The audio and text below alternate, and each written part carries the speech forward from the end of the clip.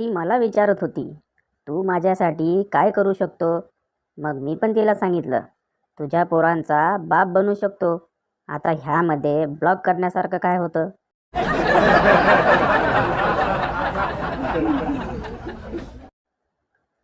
पिंकी, मला लॅपटॉपचा wallpaper change करायचा आहे. शुभम, ओके. आधी कम्प्युटर फाईलमध्ये जा. पिंकी, हां आले. शुभम, हां. आता वरती बघ, काय आहे? पिंकी, पंखा आहे. शुभम, हां, मग त्याला लटकून मर.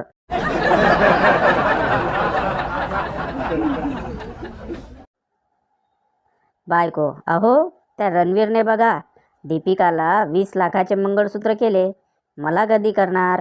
नवरा, अगं माझ्याकडे 20 लाख रुपये असते तर मीच नसतं का केलं दीपिकाशी लग्न? नवरा दवाखान्यात ॲडमिट.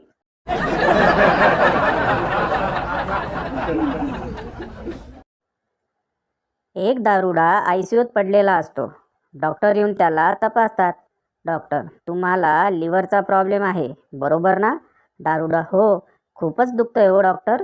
डॉक्टर, बरं बरं, तुम्ही देशी घेता का? दारुडा, जरा विचार करून. हो हो, पण एकच पेक द्या हां, जास्त नको.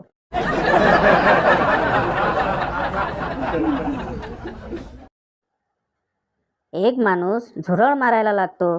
मरण्याआधी झुरळ माणसाची शेवटचं बोलतो, मार मला मार. भेकड कुठला, तू जळतोस ना माझ्यावर? कारण तुझी बायको मला घाबरते पण तुला नाही.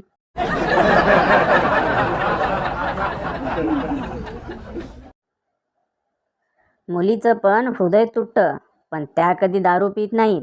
बेवड्यांनो, तुम्हाला फक्त कारण पाहिजे पिण्यासाठी.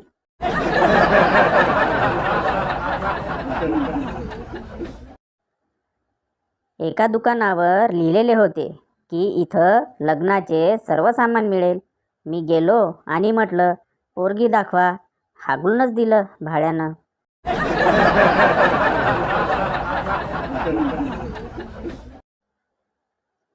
सर्व माणसांची वेगवेगळी नावे आहेत, पण गर्दीत जेव्हा आपण एखाद्याला आवाज देतो, ए माकडा, तेव्हा 15 पैकी 12 जण तरी मागे वळून पाहणारच.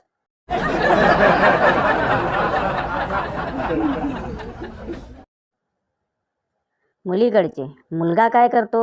मुलाकडचे, SBI बँकेत आहे. मुलीकडचे, आमच्या मुलीसोबत रात्री रोमांस तर करेल ना? मुलाकडचे, असं का विचारत आहात तुम्ही? मुलीकडचे, लई आळशी असतात ते लोक.